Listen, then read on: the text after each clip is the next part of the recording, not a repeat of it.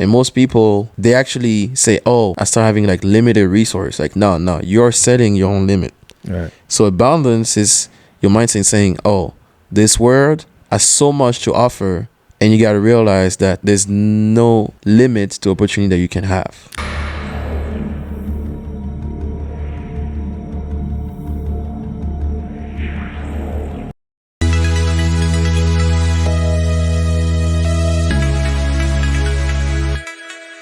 Here we are, live, Taipei, Taiwan, 2024.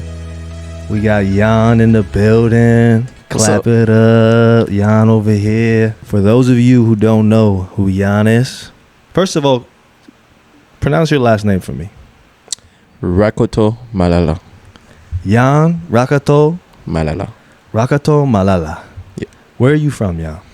So, I am from France, born and raised in France. Right. But from two parents coming from Madagascar. I've been over 30 years in France now. They moved from Madagascar to France to have a better life, and now it's me from France to Taiwan to have a better life. Right. And me and Yann met in Taiwan about 4 years ago. Yep. 2020, while the world was burning, and we did some very cool things in the art scene, in the fashion scene, and of course, you're coming from semi-professional basketball.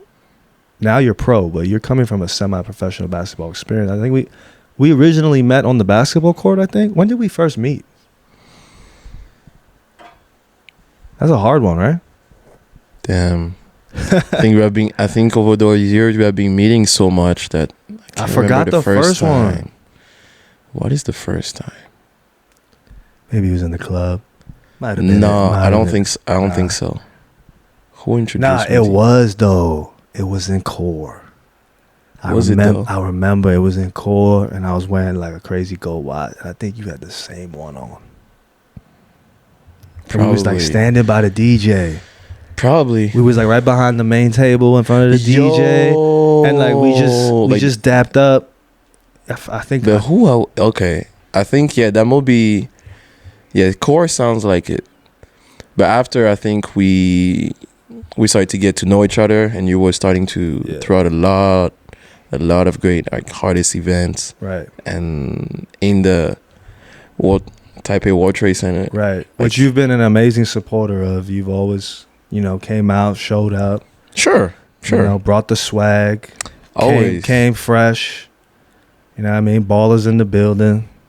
Yeah, that's what we were doing. I think that was part of the culture, and I think now what we are still bonding is because through those experiences, to COVID times, that bond like really started to be stronger, and we both, I think, were looking for more because those events were cool.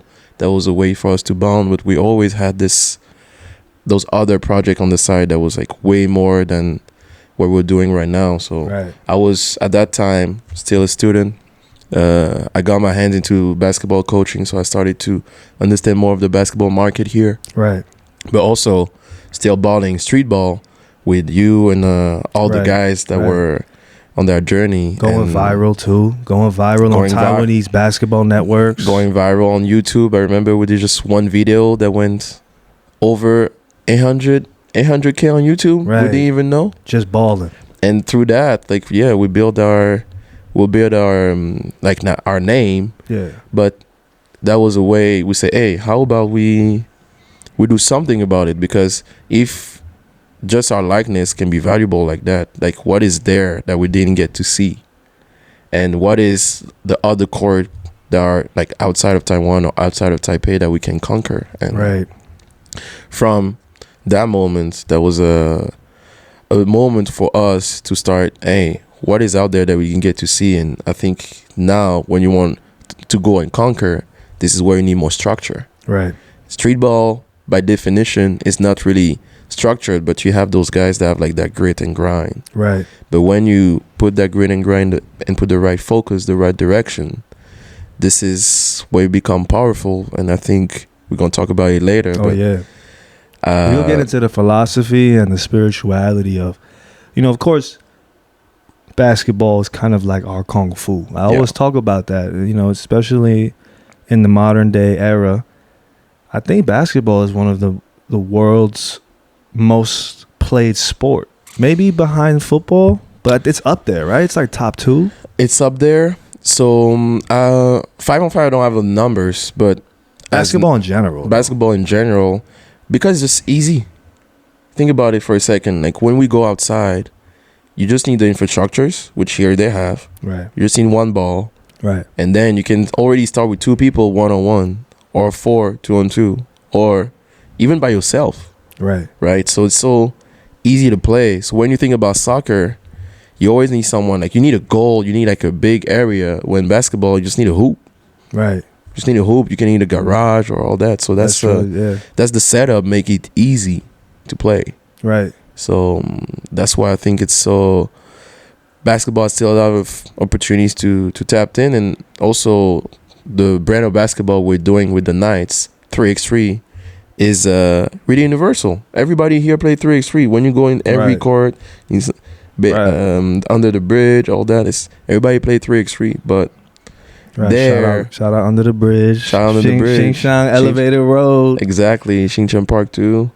Yeah, shout out all those courts where we actually starting to build the Knights since 2021. Right. That was a crazy journey, but I will let you.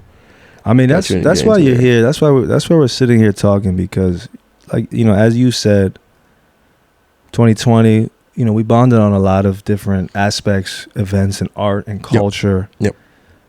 But of course, I think what struck me about you is you've always been a hustler.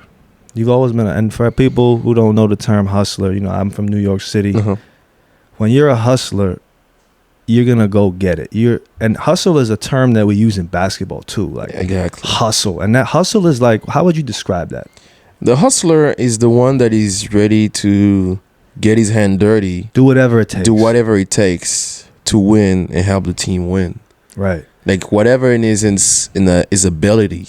So sometimes even there might be someone that cannot shoot, that cannot just pass, but he's gonna say, I'm gonna get all the rebounds. So you just for me, a hustler is maximizing all the abilities that you have now and turn that into opportunity. Right. Because sometimes, you can learning skill take time, but what are you able to do with what you have? And are you able already to maximize the skill you have, right, and turn that into opportunities? Right. That's the first thing. Right.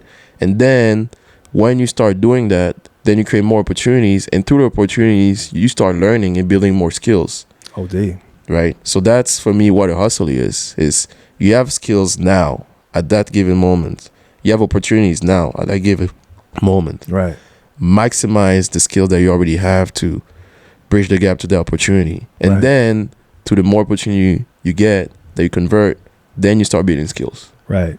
And this is exactly the kind of conversations we were having. Yeah. You know, amidst some of these events, and you were doing events too. I remember at that time you were doing a lot of PR work for some great establishments. So we were always having these kind of like hustle talks, which was interesting to me because usually we be balling, you know, we just going at it on the courts, getting nice high energy. But then off the court, we're always talking business. Sure. We're always talking how to maximize, how to make these events better, how to get more people, how to reach more people. So I think it's perfect now where some time has passed, and it's great to check in with you because now you have an amazing new brand that you have created. Yeah. Taipei Knights. Not only that, but you're also in the tech world, right? Correct. Chipping. We are in Taipei, Taiwan. Exactly. We just finished Computex, by the way. Right. So how was that? I hope you guys checked it out. I was there yesterday.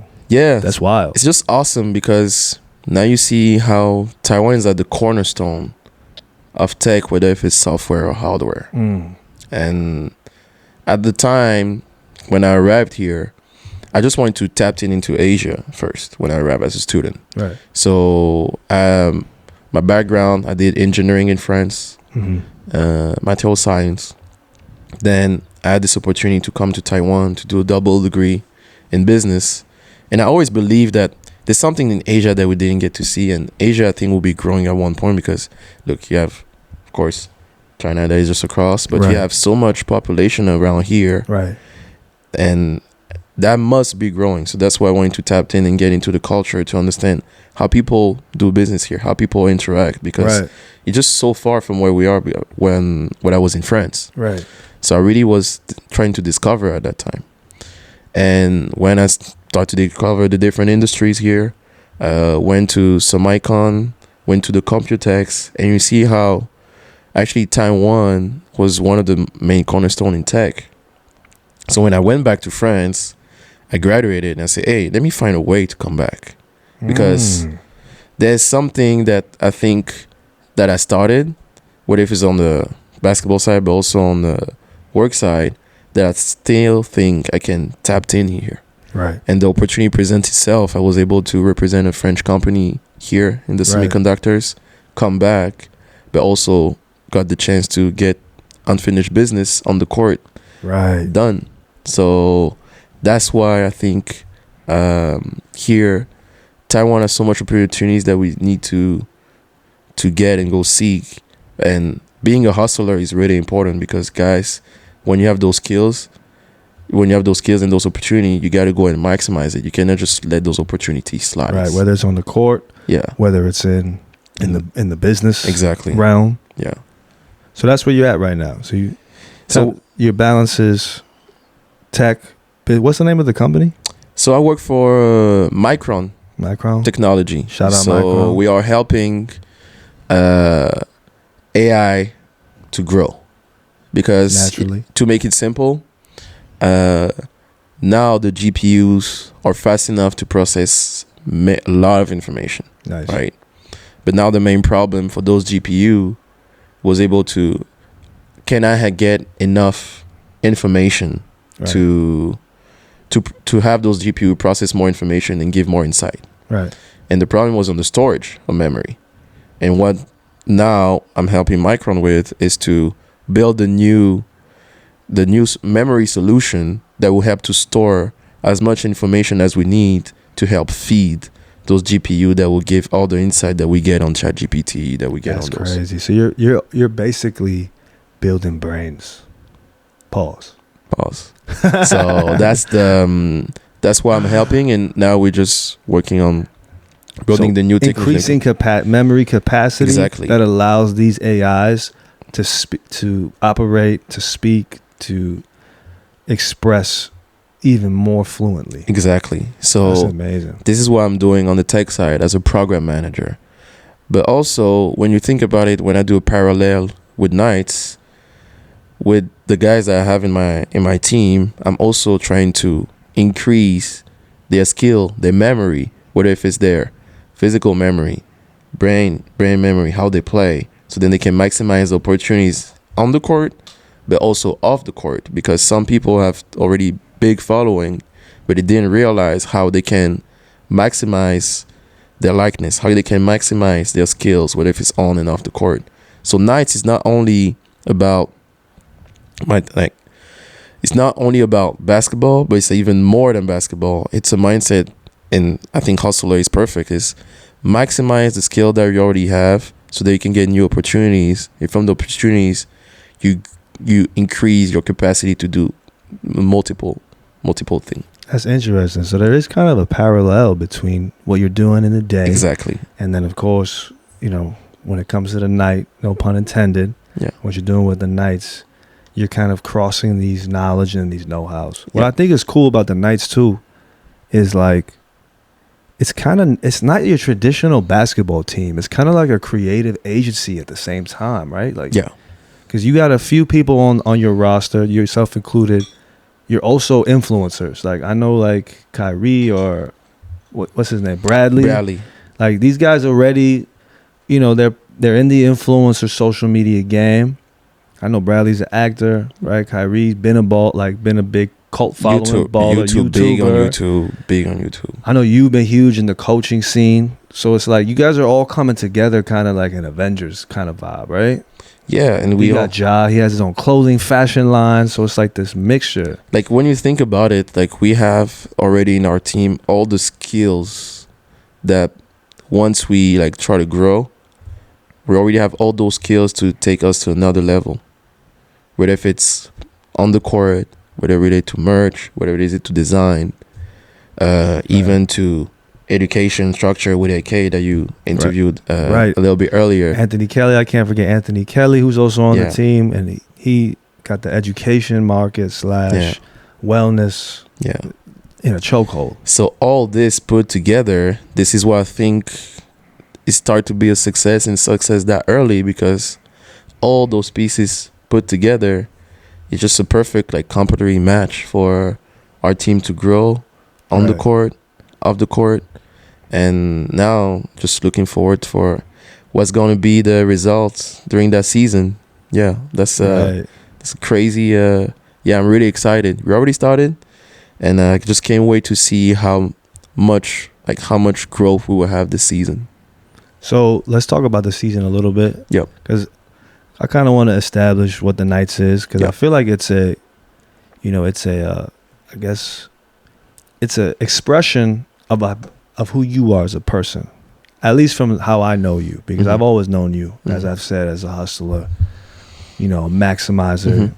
So it's cool to see this. It's like it's almost like an artwork. Yeah. This brand you put together. Now you're in the season. What's the season feeling like right now? So this season we started with a big bet. We had the opportunity to join early on in April international tournament in Mongolia. Yeah, that's dope. With some of the best teams in Asia. Wow. And how we went there, that was crazy. We had went to Mongolia to play ball. Yeah. That's dope. That's dope. And that was like such a fast opportunity that we got like now, right? And if I go into the story, the opponents arrive on horseback, right? But actually, you see our logo is horse, and when we went there, it's like, oh, that's the country of horses. You should have arrived on horses. That would have been sick for the footage. Imagine you just. Yeah, but damn, that's we got to think about that. Maybe I gotta. Maybe we got to think about that on some commercial. I know Cali has been and Peter have been thinking about that. Right. Yeah, there's some in Dam Sway. Maybe I will have to check out. Right. Oh, we already checked out. Yeah. So coming back, we went to Mongolia in April. Yeah. We had a call to be invited to that tournament. Nice. Which is with the best team in Asia. You had the Japanese team that are really solid, but also you had Mongolia that was actually getting ready for the Olympics. The Mongolian national team. Crazy. So we went there, and that's crazy how we went there. That was such in a short notice, but we managed to pull this off, and I'm happy that we pulled this off, because when we went there, we were already starting to practice earlier than last season, putting the right focus. Got also some insight from my French national team coach, or how should approach the practice plan, how should approach the preparation. Right. So I think we came into that season more ready than last season, and I wanted to have that bet to go outside of Taiwan, get the overseas tournament, and this one was the perfect opportunity, because for me, the point of Knights is, if I have to tagline it, is bring talents from the street to the world. To the world stage. To the world stage. That's also the vision of the FIBA 3x3, but also for us, because when I say talents, and only basketball talents, because with us, we didn't only bring basketball players. Right. You saw our team. There's creatives. There's business developers. There's designers. Right. There's photographers. There's videographers. And we got the chance to put them in the map by doing that, having that journey with the Knights. Right. So when we went to that Mongolia tournament, that was the best team that's out there that we get to face early on. So that's a good metric. Okay, how much our practice is valuable? How much? Where are you? Where are we? Where are we? Where are we now? And when we go there, we already face directly Japanese team, Estonia. They have a professional team behind them, and that's almost our welcome to the world. Welcome to the big league. Welcome to the big league. And we saw the big difference, like how they execute, how fast they execute. game plan, precise, patience. Like that was a masterclass. And then when you see it and you feel it live, you know, and you know, like, all right, we've been putting all that practice. It's cool, but we're in shit now. And that's why I think that built up when we came back. Like we went to all the games. Like, hey, we're in shit now. We have to prove that we are not putting that work for no reason. So first game, that was a welcome to the big league moment. Second game against one of the Mongolian national team, we go, hey, at the end, nobody's expecting us.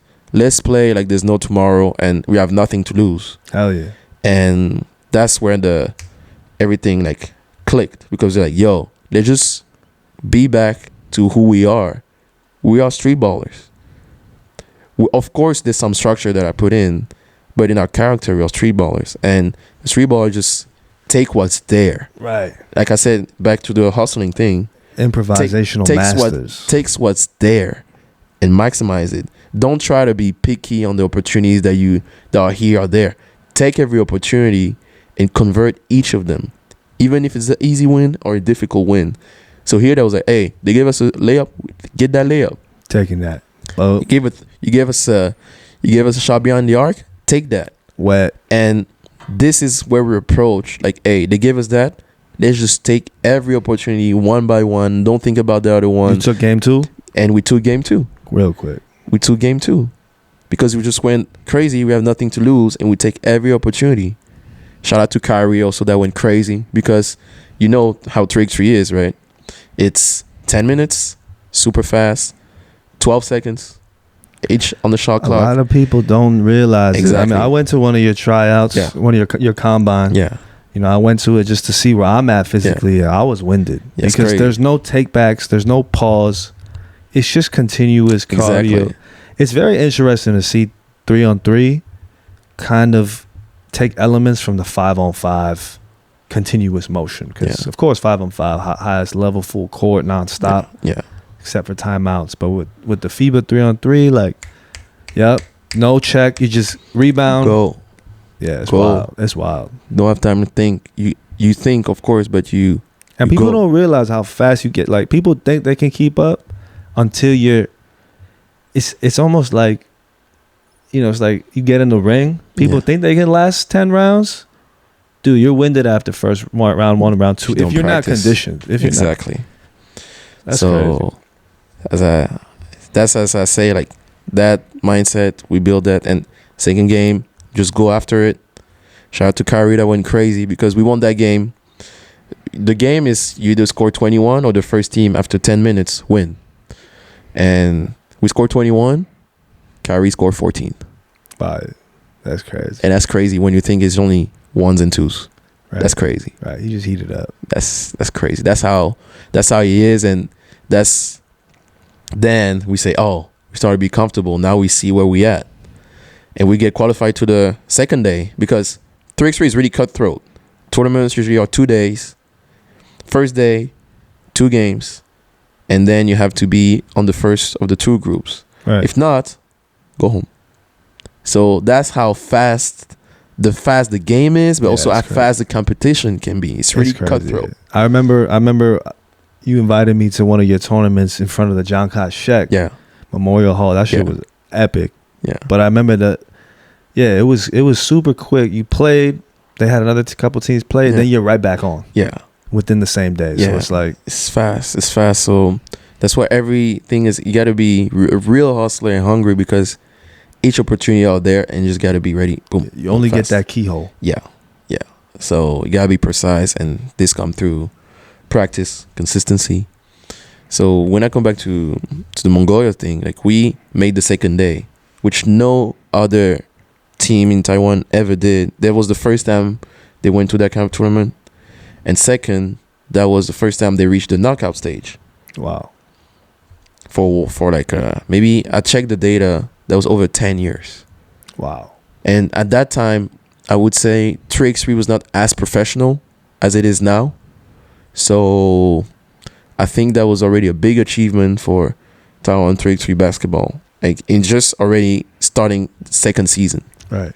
And of course, no one's reporting on it. Nobody's giving you the, don't worry. We had all those media accolades. But you know what I mean, though. Like, they're not giving you the flowers yet, which is fine. Of course, and I'm not expecting that. Right. We have to. You still got to prove things. You got to prove things. You cannot, because if you do this, I cannot. I want us to stay with that empty stomach and go hungry. Right. I don't want us to feel full. I don't want us to feel, oh, we made something. No, we made shit. We made nothing. Until you take the tournaments. Exactly. What happened in the Mongolia? You went to day 2. So day 2, so that was the welcome to the league moment. Then we made our adjustments and just came back to our natural roots. And second day, that's like, in the game, in the games, the big boss. It's time to. So who'd you face? We faced the Mongolia national team that was getting ready for the Olympics. Motherfucker. And to be honest, we went there like nothing to lose. And that was a great experience because we showed some flashes of greatness. Nice. Against teams that do that every fucking day. And I have a special relation with the Mongolia as well because in 2016, right. I think for those that don't know, I started nice in 3x3, but I've been in 3x3 since 2015. Wow. 2015, doing world championships with universities. Right. Just across the China scene, Xiamen. So I was always around the area in Taiwan, but I didn't get to know tapes. Taiwan. Yeah, I saw some tapes. Did some world championships finals, 2015 with my university, 2016 again. And in November 2016, I had the chance to play for Team France, representing the university, French university national team. So we went back to Xiamen. That was the world university championship. So each and every countries came with their best students over there in Xiamen. So we cruised to the group stage, quarterfinals, beat China, semifinals as well because China has several teams. In the final, who do we play? Who? Mongolia. Crazy. It's in 2016. I know those guys, and even one of my. Did you know you were gonna see them again? I didn't know at that time, right? Oh, that's crazy. So I'm talking about 2024. Did you know you was gonna face them? Yes, because for them 2016, and this is what one of my buddy in the other team that I've been knowing since that moment told me is, Yann, like since 2016, that was a trigger when Mongolia went all in 3x3. They realized opportunity early on and they went all in. It became so good because now so this was like a full circle moment for you a little bit because you're like, it's almost like you were part of what stimulated in Mongolia and now you're at the beginning of your journey to like take it seriously. Yeah. And me, take me 8 years, but them since 2016. And that's why they are so good. And that's why the Mongolian team is the number three team in the world. I didn't know that. It's the number three team in the world. Shout out Mongolian. Yeah. They are among the Mongols. They're with China right there. They are among the best team in the world tour. Crazy. What was final score? And final score was 21-13. But we compared to what we do and what they do, I saw flashes of greatness. So I just know it's coming to consistency, put in more work, and we already know what's out there. What do you think was that piece that they were executing more like nicely? Like what were they doing that you felt like you were like, okay, that's what we got to get to? Patience. Interesting. Because you said the game is fast, but they are so good and they also their time. They have so much experience. They're doing their own time. They're doing their own time and they are like their place. They are poised. You see, when it's like, you remember when Luka came in the league in the NBA, they say, oh, he's too slow, he's too big, he would never face that athleticism because everybody's just faster. Look at it right now. Well, we're gonna see. Right? We're gonna see game one. Exactly. So game one didn't go to that's Luka. how Mongolia. But I know what you mean. That's how Mongolia, they were so poised, so patient, and just picking You give me one mistake and then boom, nailed it. Wow. That's something I think is very fascinating to me, is like, as we go beyond basketball, Yeah. and we go into mentality, Yeah. because of course, I think basketball, just like any sport, or any kung fu, any athleticism, it's an expression of a certain spiritual understanding or mentality that certain people that we admire possess and then express, right? Like, of course, one of our other podcasts, we spoke about Michael Jordan or Kobe Bryant, you know, the greats, LeBron. I mean, the list goes on. In every sport, there's these characters who are like channeling some kind of energy. Yeah. What's your take on that? Like, you say patience, and that's so interesting. Like, talk to me about the power of patience. I think power of patience, especially in how fast everything is going now. You will see some that maybe go fast, but there's a difference between fast and rushing. You know the difference? And I say that to my kids, even in coaching, in the camps, but also like you can apply that to business. Do you know what's the difference between being fast and rushing? What is it? So rushing, you are executing with a crazy speed, but you're skipping steps. It's like I ask you, just go walk, and then instead of doing left, right, you do left, left, left, left, left, left. You're skipping step. And what happens when you do this? Trip. You lose balance. When fast is figure out the correct order, and you don't skip step, and you keep that order, but go through all those steps with speed, but you don't skip any step. So there's steps, there's level to greatness. There's steps and level to achieve what you need to do. Like, there's steps that you have to go through. You cannot skip steps, but all those you got to go and execute it with speed. That's what fast is. Right, and that's bringing it back to now Mongolia. Exactly. Even though you lost, that's a step.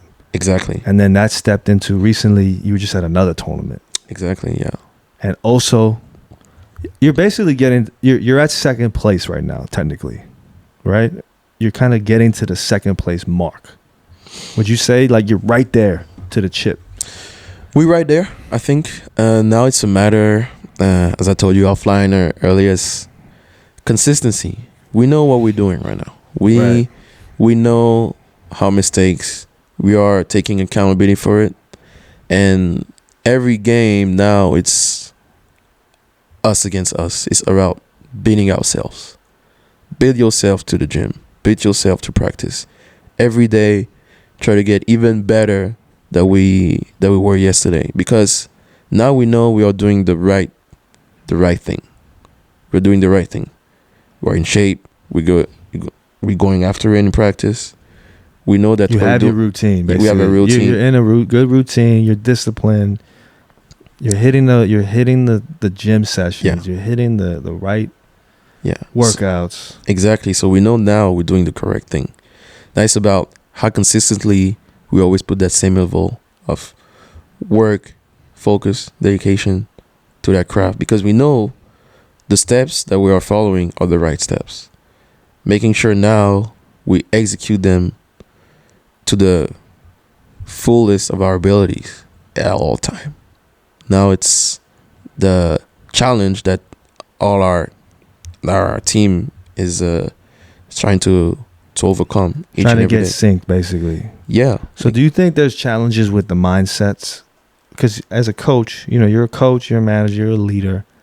What are these challenges that you face, like with these different personalities on your team, these characters? Like, how do you keep people on that same energy wave, that same mindset wave? I mean, first, I think I will come back to the definition of team. You know what team is? You know what the acronym is? Nah, what is it? Together, everyone achieve more. Ooh, like that. Together, everyone achieve more. So how I approach as a coach, as a leader, those parts is first, I really start with the individual. What are you trying to get out of this? Why are you here? What are you trying to get after this?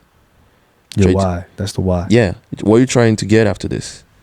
And from there, okay, this is what you want to achieve. Got you.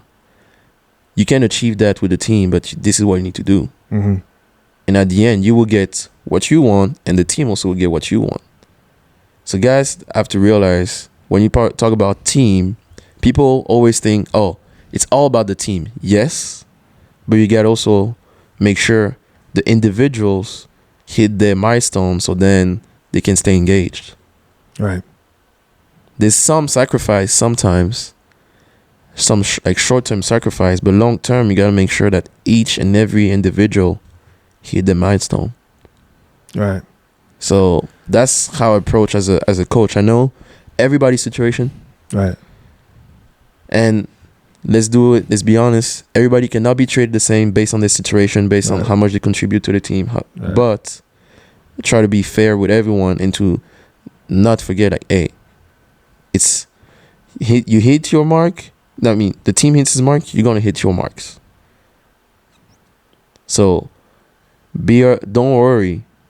I know their situation. Everybody will be covered when the team's success. Everybody, that will have a rippling effect on everyone. It's interesting because you're in a coach-player role currently. Coach, player, founder. So taking care of the on the court, of the court.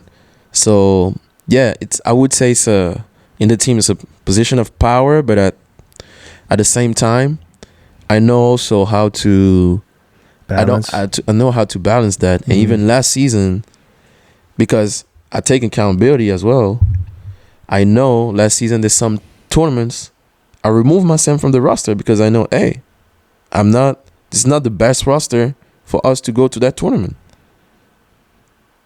And this is like also myself thinking, oh, it's all about the team and me. What I want to achieve is I want to see that team success. So I'm able to take that sacrifice. Hey, I remove myself from the team for those couple tournaments because I think this is the best roster right now to go and perform. And I think I made the right choice last season. That was the second tournament. We didn't make the second day. I saw the tape. I'm like, hey, no, it's not it. Like with me there, it's not it. Let me throw a new chip. Boom. Direct effect. Second tournament. The next tournament, win the finals. So it's always about tweaking. Exactly. Always about customizing. Exactly. Staying flexible. Exactly. And that's why we'll say, like, stay lean. Because we're still a small structure. And I got to be honest with everyone, but also make sure that everyone hits their milestone. And you got to know their why and why they are here and what they expect. Because when you don't know what people expect, you might be surprised at one point how our interns. So you got to be aware each time, check in what people are about, what they're up to make sure that you get the most out of them so that they can hit the milestone and the team can hit the milestone. I think coaching is an amazing art form. It's a very underrated art form. Maybe, well, I say that, but maybe there are people who feel like it's not underrated because coaches get paid very handsomely. But the art form of coaching in many ways is like really the founding blocks of the artwork of leadership. And beyond leadership, we go to, compass, guide. Where do you think you picked that up from? Are there any coaches, mentors, that really inspired you on how to be a great leader, great coach? I'd say my dad. My dad was a coach. Really? My dad I've been seeing since I'm a child. My dad coaching. And this, I think, was a first... He was a basketball coach? Basketball coach.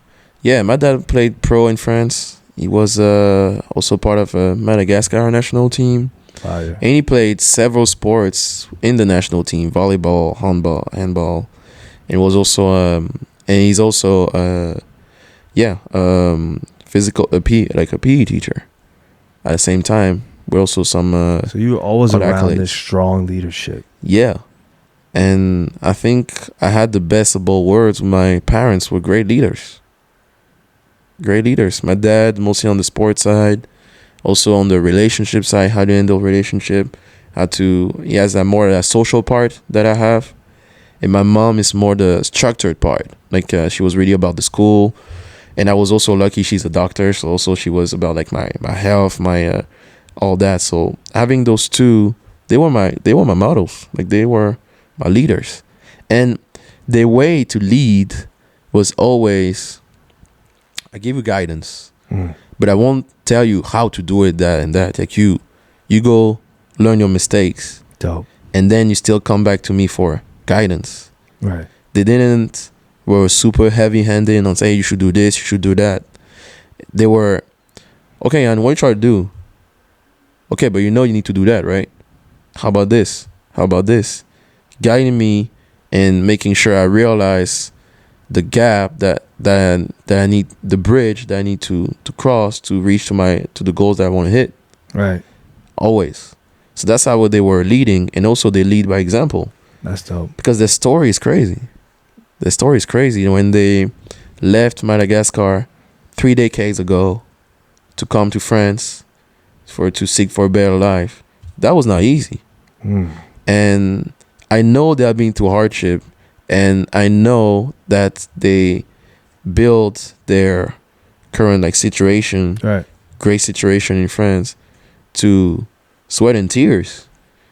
And when you have a leader that went to all that and that they are here to give you guidance, you can only respect that. So I think now as a leader, I try to lead by example, right, you try by to channel efforts, that. and being fair. And if you say who are my role model, I would say my parents. That's fine. I had the chance to have two big leaders as parents. Hearing you say that reminds me of a great passage or quote by Khalil Gibran. Have you heard of this writer, philosopher? If you guys don't know who Khalil Gibran is, he wrote the book called The Prophet. Yeah. But he has a very interesting, I guess, metaphor. He's very poetic. He writes poems, but he describes children as arrows and parents as bows. And he says, if you are a good parent, your bow should be strong and flexible.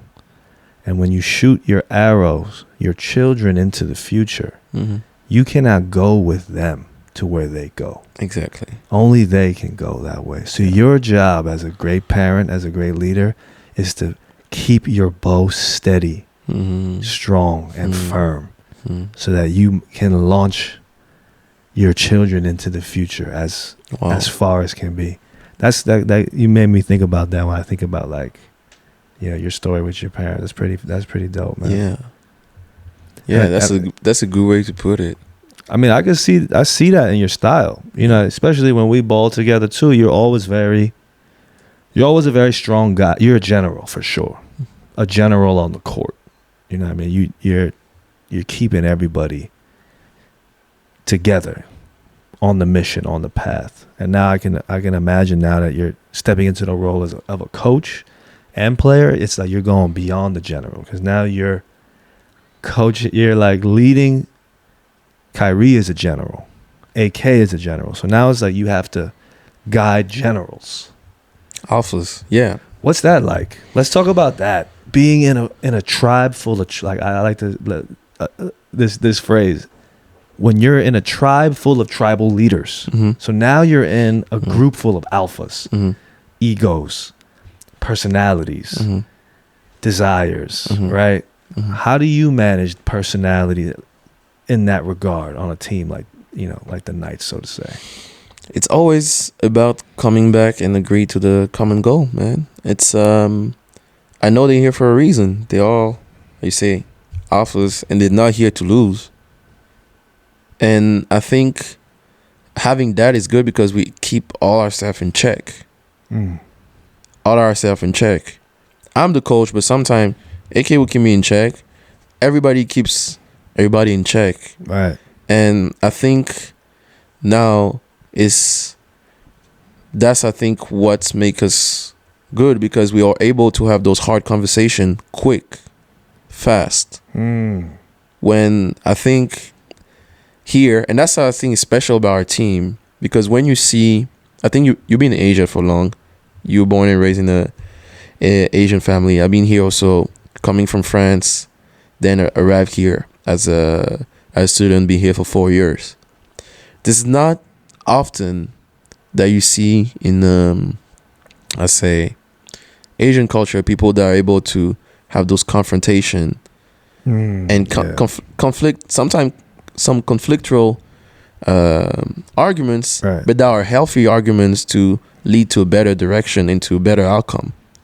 And that's also, I think, is special with our nights, because we have that mix of Taiwanese and also foreigners, but we all are keeping ourselves accountable, and in a way that sometimes can be conflictual, but we all know what we're here for. Right. We're here for getting ourselves more exposure in Taiwan, overseas, and this is not easy. And that's why everybody gotta be sharp and gotta bring an A game. And if you're not bringing, and if you are not bringing your A game, everybody will let you know. And I think this is a healthy way to keep everybody in check. So that's why I think it's special with nights. We keep ourselves in check, saying sometimes Brady say, "Hey Yann, you're not doing that." Also, I can bring to AK, "Hey, AK, you're not doing that," and we take that as input, but we don't get affected or offended, because we know he's telling me that because he's not only my brother, he's my friend, but we go to war together. That's right. So if I tell you, "Hey, you are slipping," or if it's a war, we might die.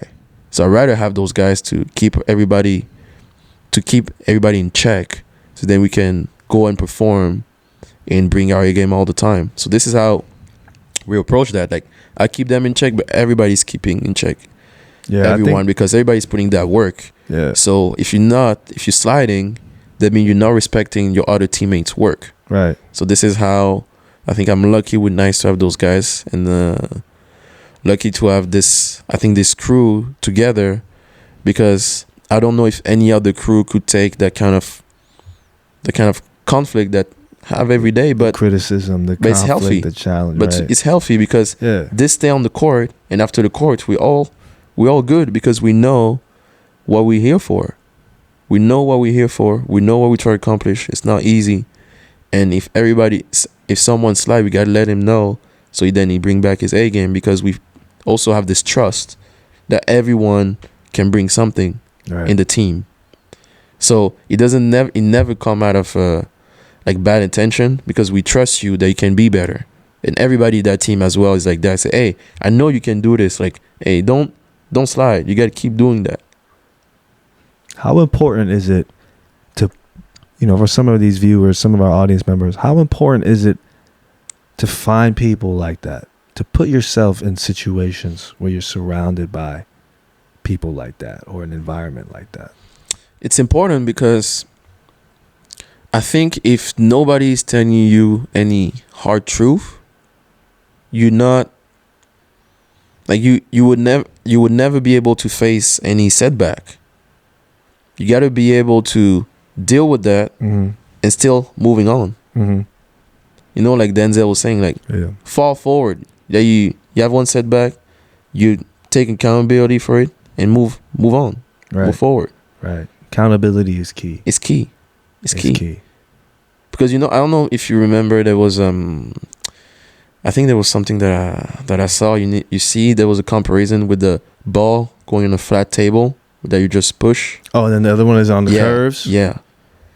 Because you always need to build momentum. If you're always at the same momentum, okay, you move forward, but you don't move at the same speed. Here, ups and downs, but you guys still go forward and still move through. Right. So that's why I think the importance of having people that can tell you the hard truth, that tell you that when something is not right, it's important, because then this is how you get much better and improve much faster. Yeah. Because if everybody is just waiting for one person to assess, you only come from one side, and nobody has ownership of the project. Here, by that, everybody takes a part of ownership of the outcome, right? And that's what makes people more engaged. Right. When you give them a say, you give them a room, a comfortable freedom to say not whatever they want to say, but whatever is necessary to keep everybody accountable and in check, so we keep moving forward, is great. You need that. Yeah, you need that. That's essential. And it's crazy that you're saying that too, because it makes me think of, like when we watch NBA and we watch the press conference, and we see the way the media be like scrutinizing athletes, and the athletes are just like over it. Yeah. But I had this epiphany the other day where I'm like, actually the media, it's almost like the media, it's again, I could be freestyling right now. I don't know the facts on this one, but hear me out on this. It's like the media itself in that NBA room, so to say, is a product of the NBA itself. Mm-hmm. They control that. So it's almost like the top of the NBA organization are deliberately putting more and more pressure on the athlete in order to make them better. And they might not be doing it consciously, but I noticed that that's happening. It's like you see an athlete and like, that's kind of the weird beauty of competition. You're never going to get the flowers. Like you're never going to get the, yo, you're the best, man. Like you're never going to get that actually, because whenever you win, you're only going to get the next rock on the shoulder. And you see that with with these press conferences. It's like, so my question to you now is like, how do you deal with that extra pressure when it's like, let's say you're winning, you're doing everything right, but there's even more pressure that comes to you. It's like, why did this happen? Why did it go like this? How do you deal with that pressure? Or do you think that pressure is essential? You gotta embrace it. You gotta embrace it. Even you are stressed, you feel you have any fear when you approach any game or tournament, you gotta embrace it, because that means you care. If you're not stressed and they say, oh, it's nothing much, I mean, I will like question your motivation, because you come maybe like care less. Stress and fear for me is good, because that means you care. After, it depends on how you embrace it or not. If you try to avoid it, that's where it starts maybe to be wrong, because you start taking not some risk. You don't even take risks on the court or even on the business side. If you're always scared and you want to do something safe, there's no progress. So I think that pressure is necessary for progress.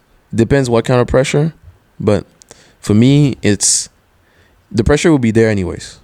Right. So either you embrace it or you try to avoid it.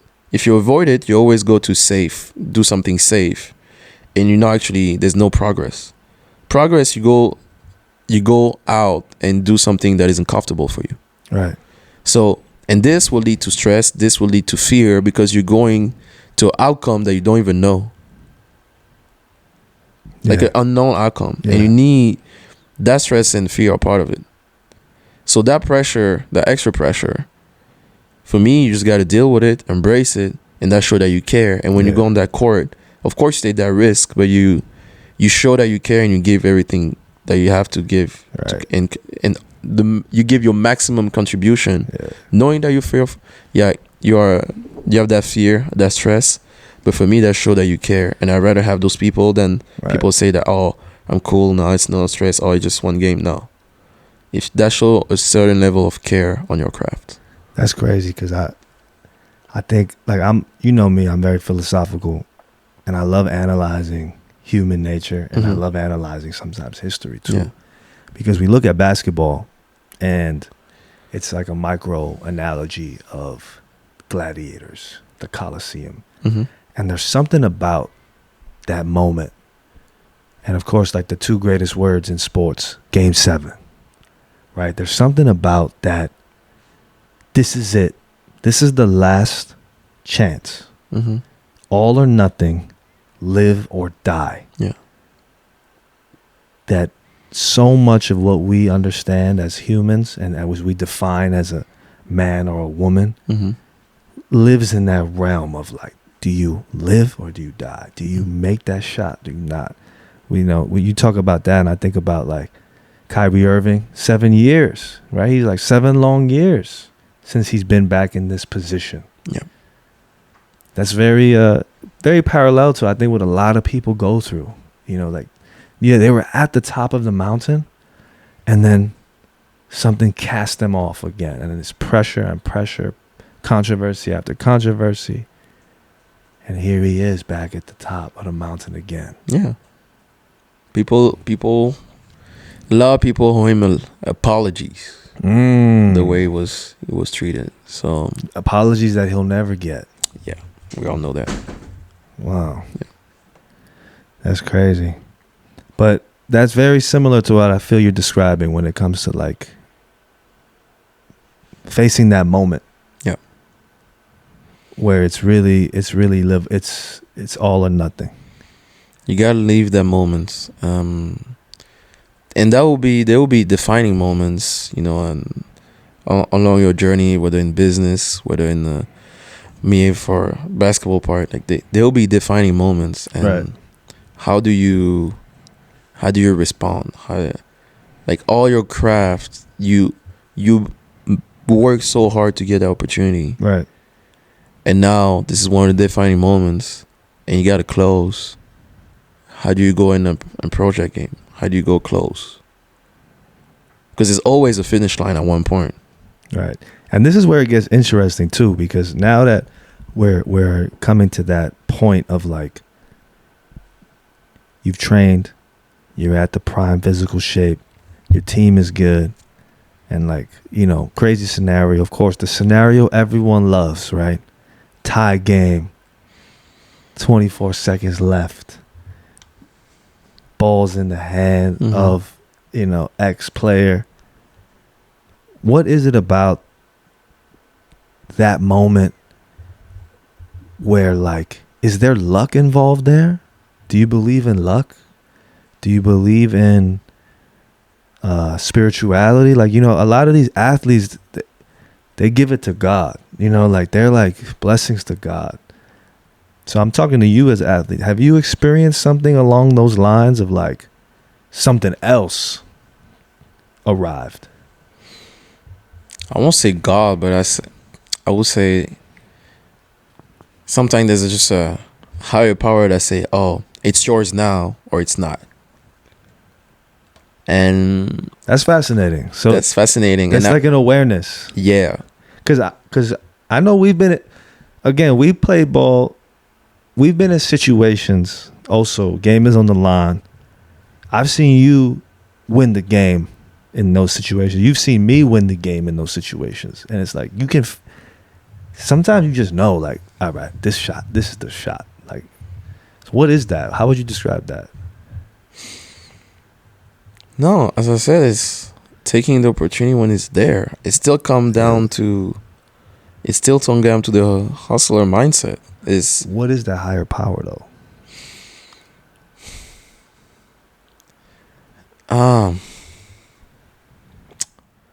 Wow.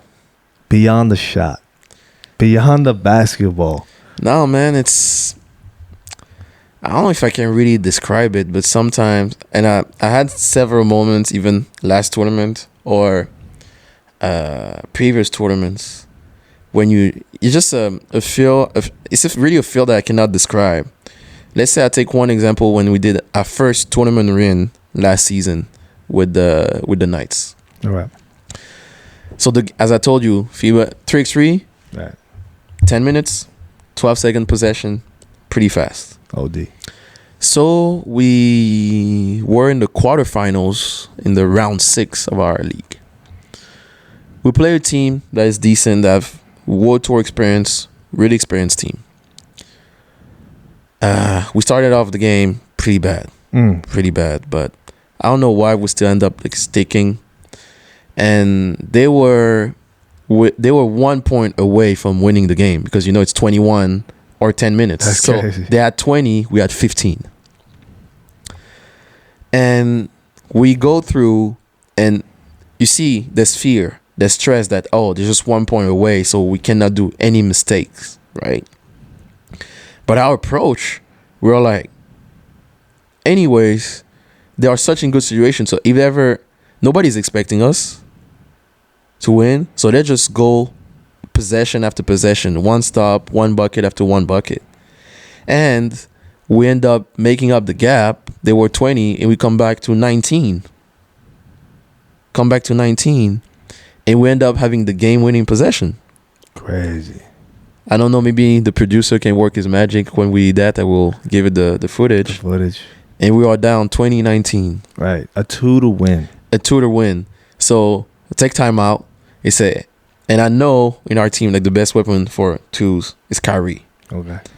And even I'm not on the court, but I'm calling the play. I'm like, hey, Kyrie, you gonna do that.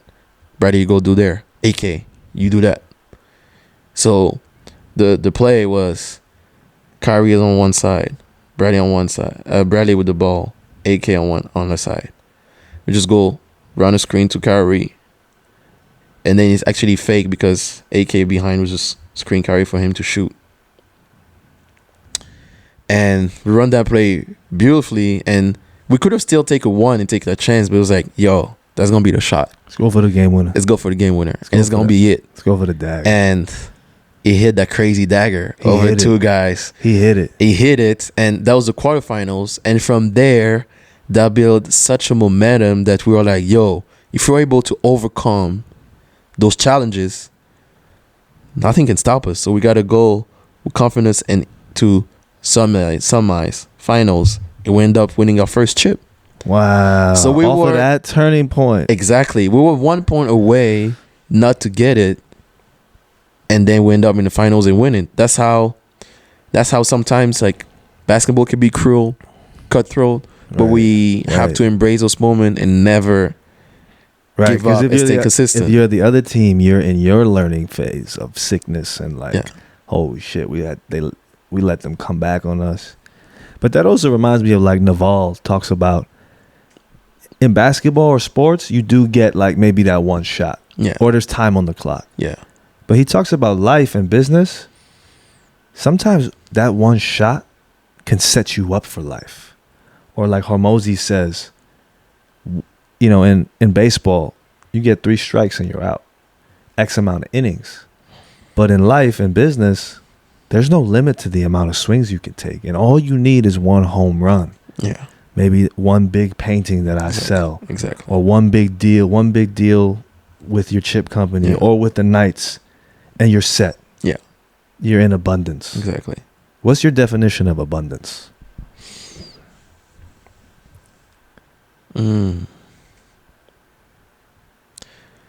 Abundance.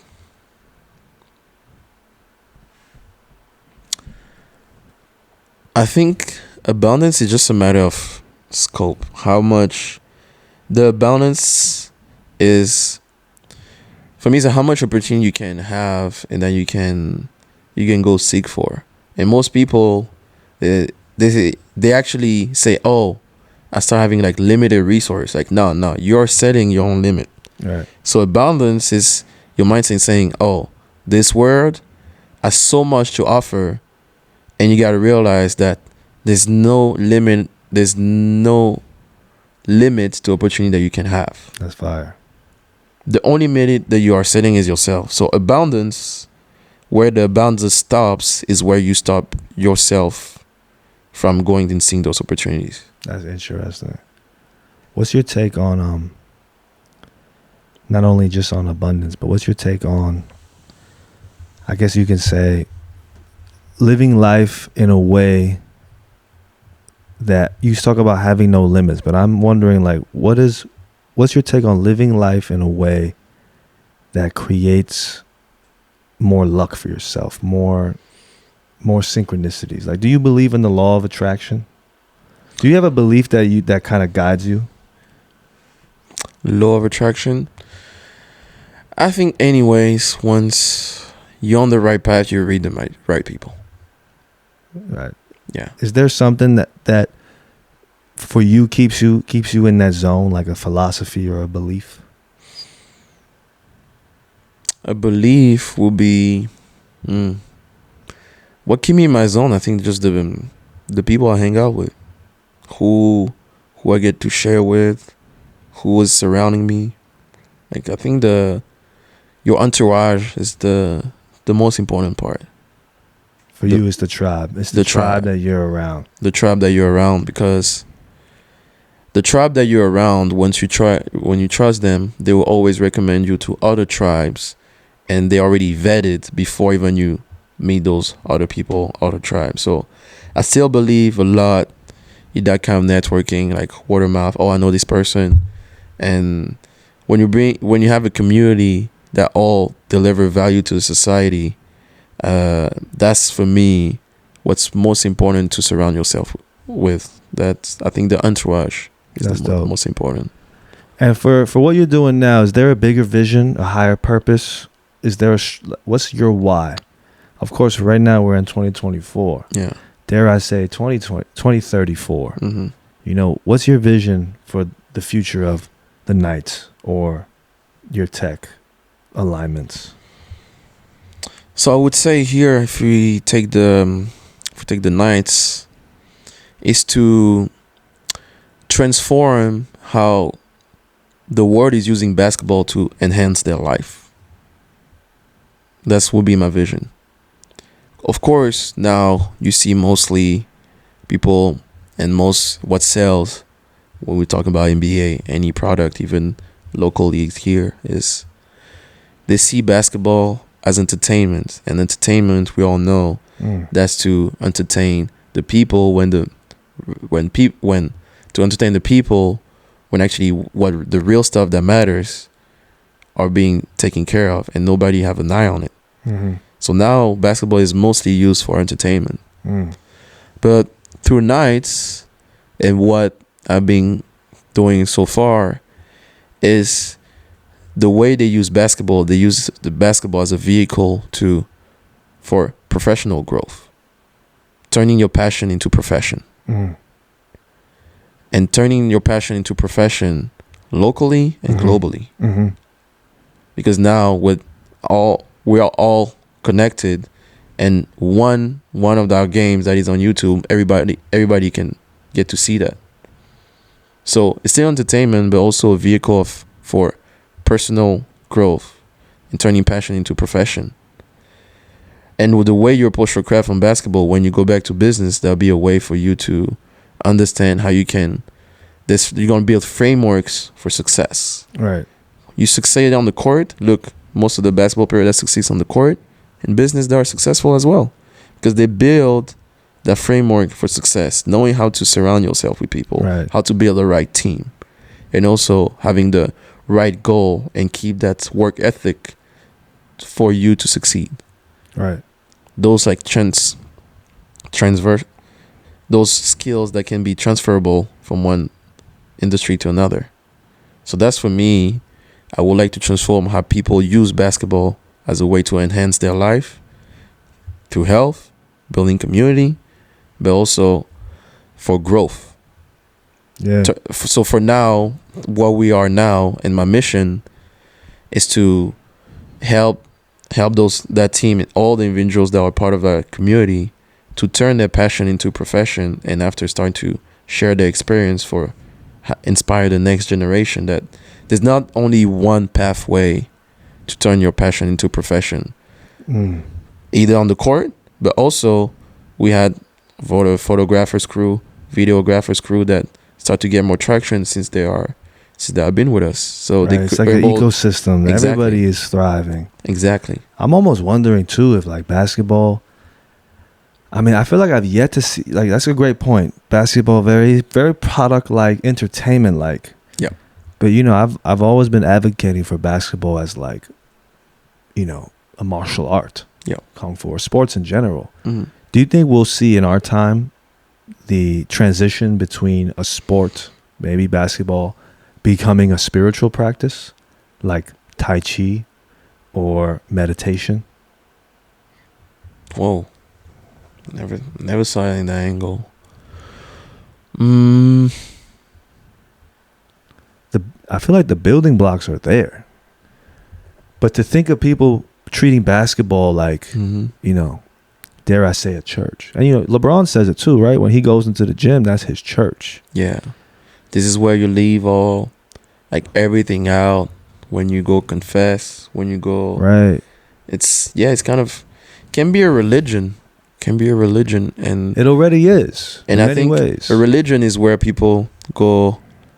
I won't say hide, but go express their fears, their stress, and just live it all out. So I think we can see it like that, as we'll say more as a church or as a place of cult. Yeah. And even you see the icons that you have in basketball. It's kind of a cult too that they are building. We're in this time now where basketball is at this interesting point. It's worldwide recognized. But I think it doesn't have... I don't know who's the closest one to it, because you're right. It's still so entertainment/product based. Yep. But we don't have that. We don't have a Bruce Lee of basketball. Because what Bruce Lee was to Jeet Kune Do and Kung Fu, he became like a religious cult-like leader. Yeah. And people practice, and it became a lifestyle.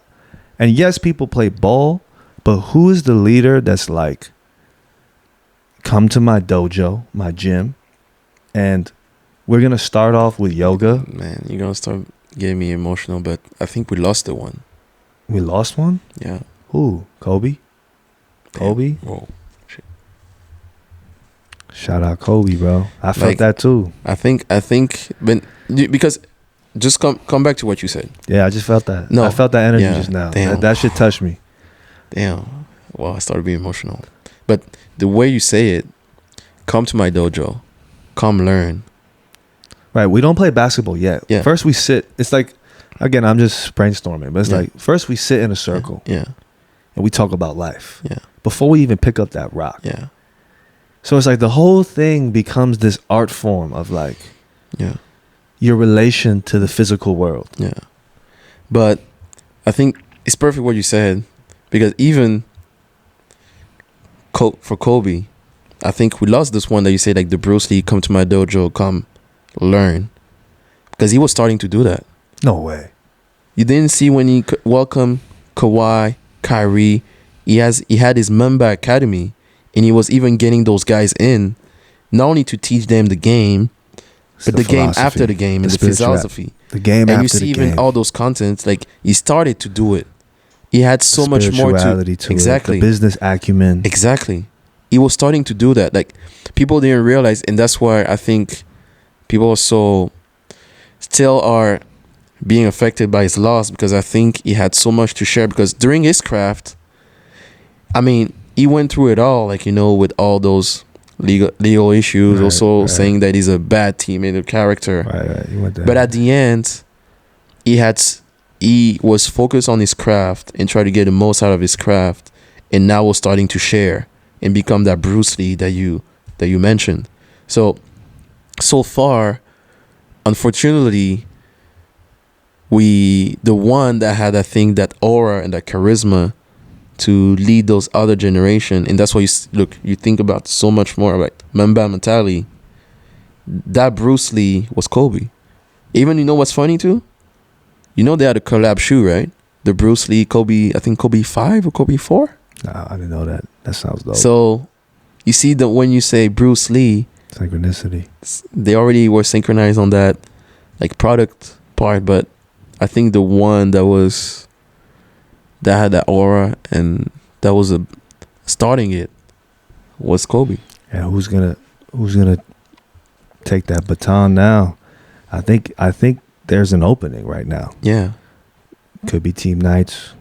It could be anyone. I mean, there's an opening for that. And I do feel like, you know, especially with this podcast too, super passionate. We, myself, Armel, Core Cultural, Madam Vision, we're super passionate about exploring this new like bridge opening up between humans and this kind of energetical force. Mm-hmm. And especially with the advent of AI, and you see it's a crazy tool that's going to allow us to tap into more of our essence. Yep. So I wonder what forms are going to adopt this energy. And I guess leading, you know, our time is kind of getting to that point, but leading off into that, what's your relationship with energy in that regard? You know, we talk about Kobe, philosophy, stuff like that, but bringing it back to you, Yann, like, what's your relationship with energy? Yeah, My relationship with energy, I think, is I have a close relationship with energy because all we do, whether from our work or whether with the nights, you can, I don't know if there's a way to describe it, but you can feel when there's good and bad energy. And I mostly trust my gut feeling to know, what is impacting the room? Why there's bad energy in that room? And I think as humans, we all have that feel and that gut feeling that, hey, we know this is what creating bad energy in the room.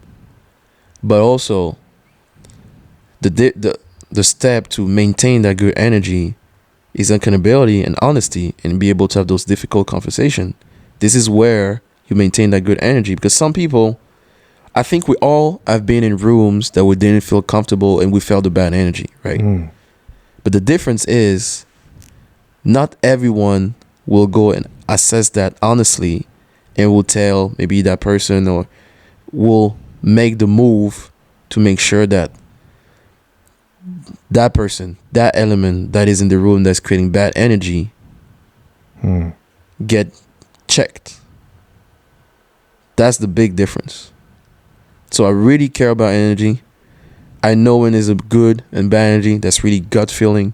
And usually most people would know what is the reason why there's either good energy or bad energy. And when there's bad energy, you got to be able to assess it, address it, and make sure to read the correct action immediately. Because when you don't, that builds up and that becomes like a cancer that you cannot get rid of, like a tumor that you have to. And you've seen this. You probably seen this in teams too, right? Yes. I've been seeing that. So when it builds up, it's always harder to recover from it. So the earlier you assess that, the earlier you address that, is the best.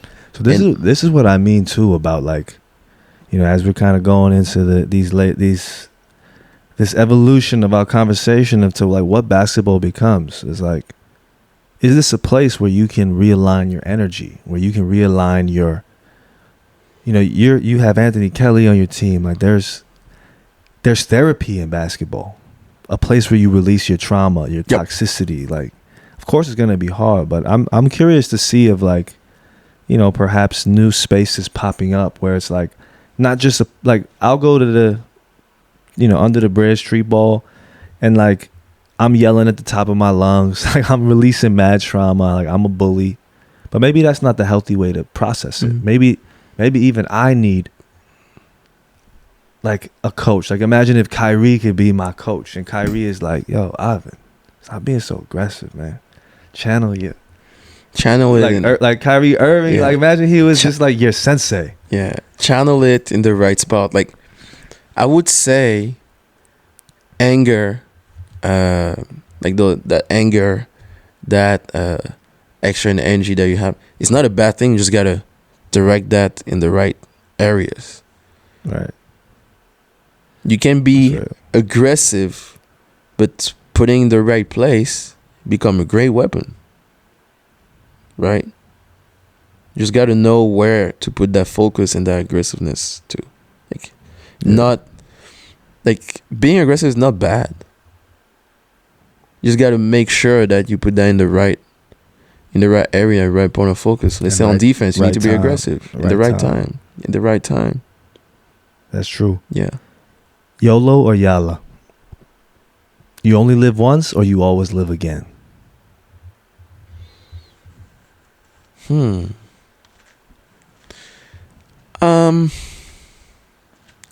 How about both? Because when you have opportunities that are coming there, you only live once. Start with yes and then figure it out. And YALA, I would say, based on what you do, make sure that you will always live again. That would mean you leave a legacy. Fire. Let's talk about legacy. So I would say YOLO short term, YALA long term. Fire. Because your opportunity is there. Say yes and then figure it out. But through that journey, when you try to make the most out of that opportunity, this is where the YALA YALA comes in, because YALA, you only live again, is what is the legacy that you're going to live? Right. after all that you accomplish, whether on the business side, personally, what is the legacy that you're gonna live? Right.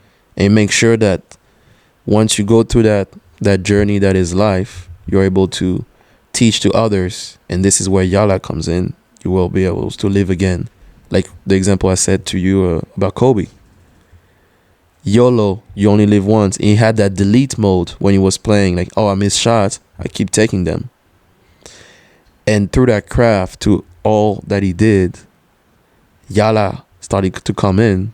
And you start about talking Mamba mentality, Mamba mindset. That's his legacy. That's his legacy. And we still say that to this day. And then you will live that, yeah. And this is where you start coming in, like, you will always live again. And this is what still Kobe is still in our mind.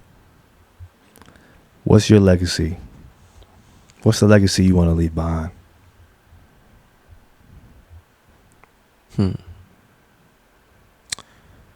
I would say, yeah, coming back to being a hustler.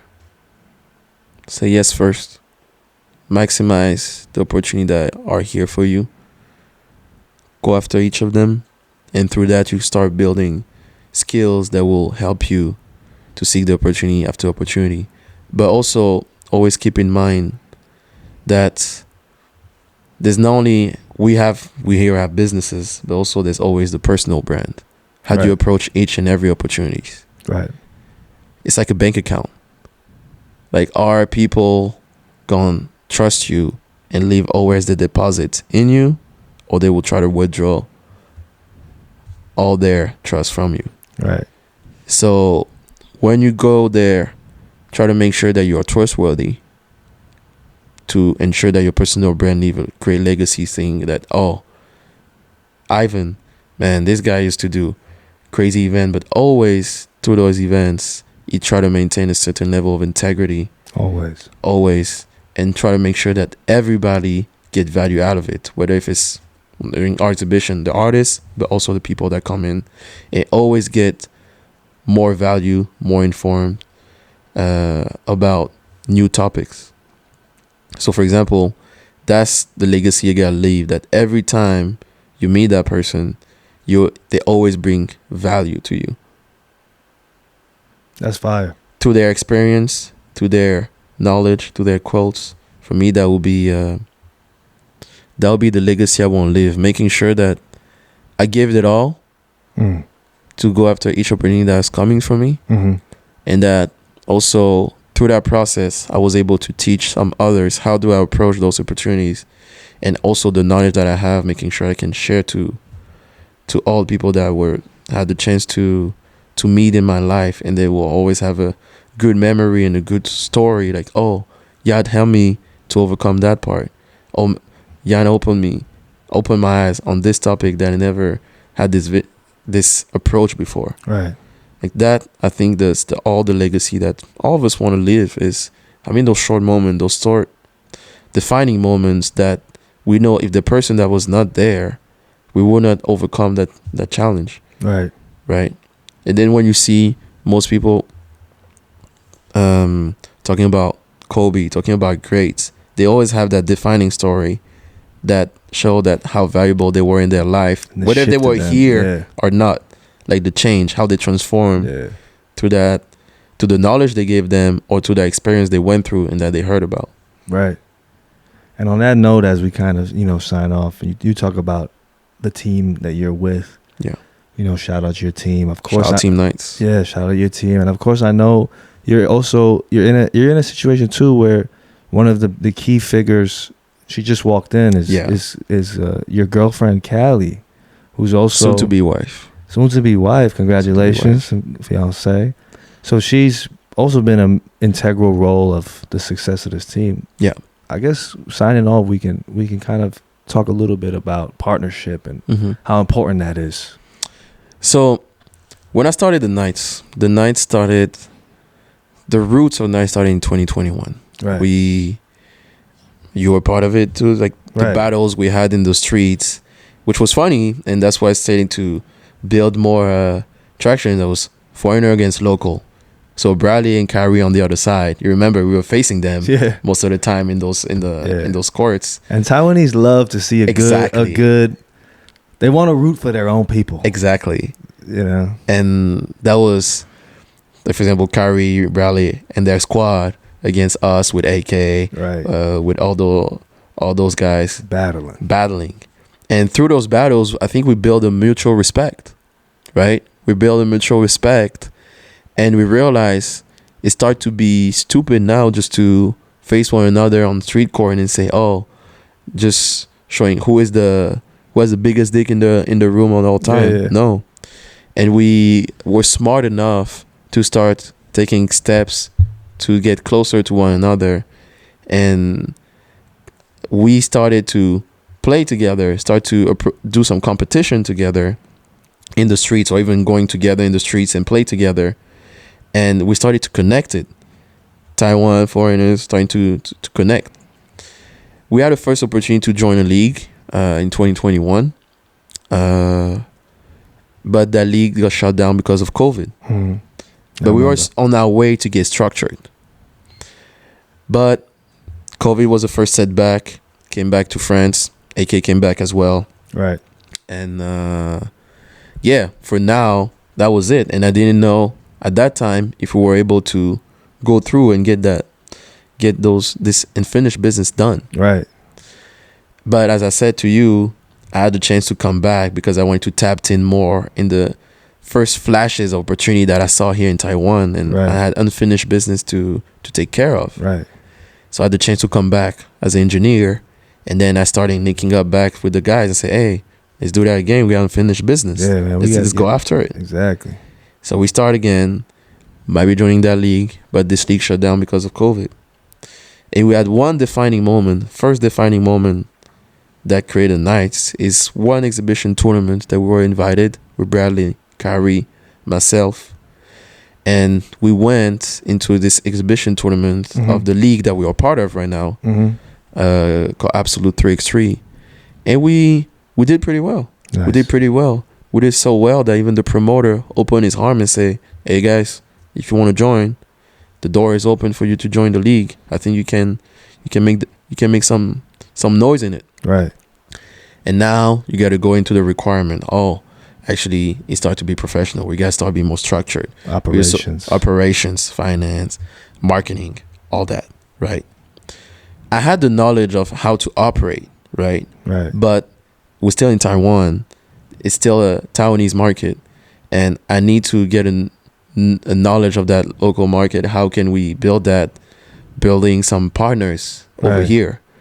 And at that time, I started to meet more often my partner that just came in here, Callie, partner in business, but also partner in life. And we always had those discussions because herself too is a hustler. She's a hustler. Jewelry brand, electric bike brand, model herself. She's a hustler, a multi-hyphenate, like I would tell you also to you, like a multi. I gave you that word. Yeah, you gave me that word, so I tried it. A multi-hyphenate. Yeah. And when we started to talk about the project that we have going on, she literally clicked, like, "Hey, yo, I think we can do something about it. I have one of my friends as well. He wants to start his basketball team, but now he don't have the player, and me, I don't have the marketing support." It's like the last spark. The last spark.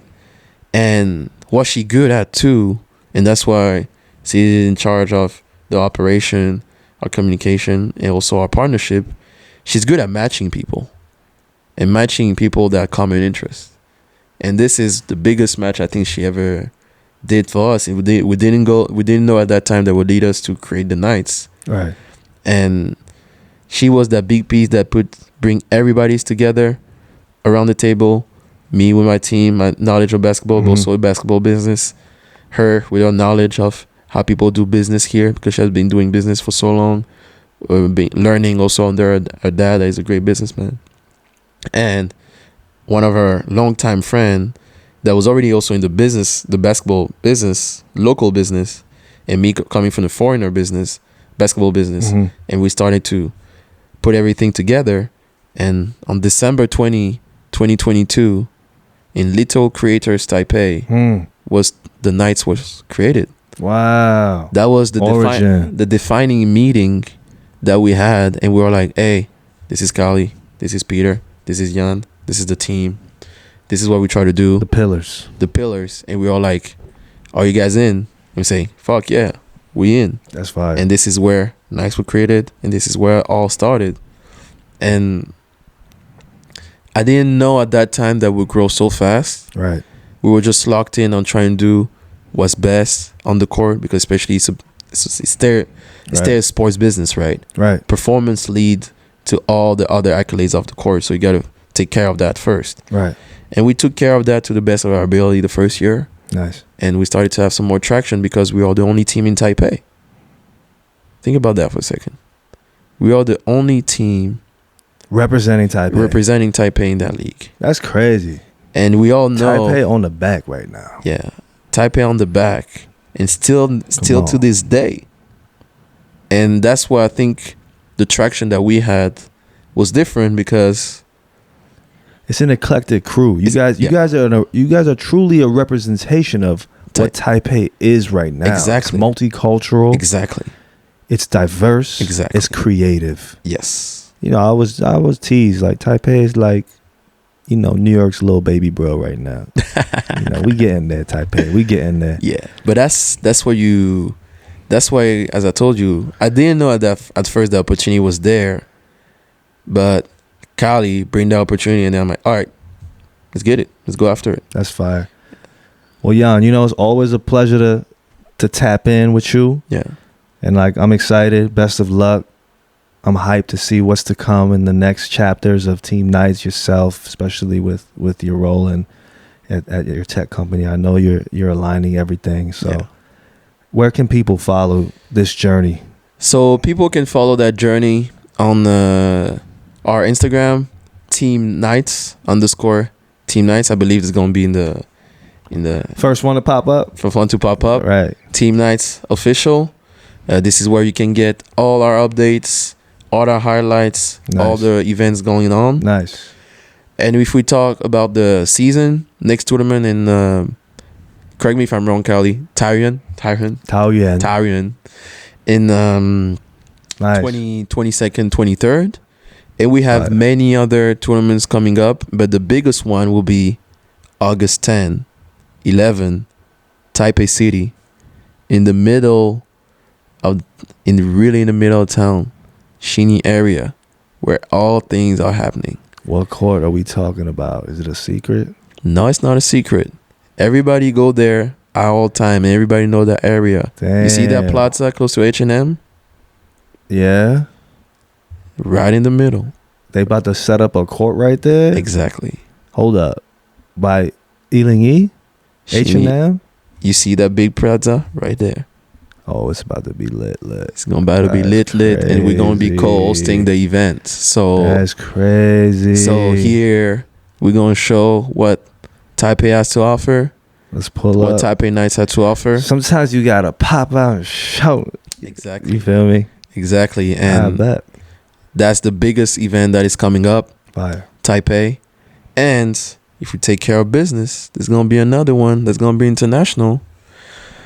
October 26, 27, Taipei Challenger, when all international teams, 12 international teams, will come in to fight for big prize money. And Coliseum shit. Exactly. Coliseum. So far, location not yet defined. But keep in touch. Taipei people. Tap into your channel.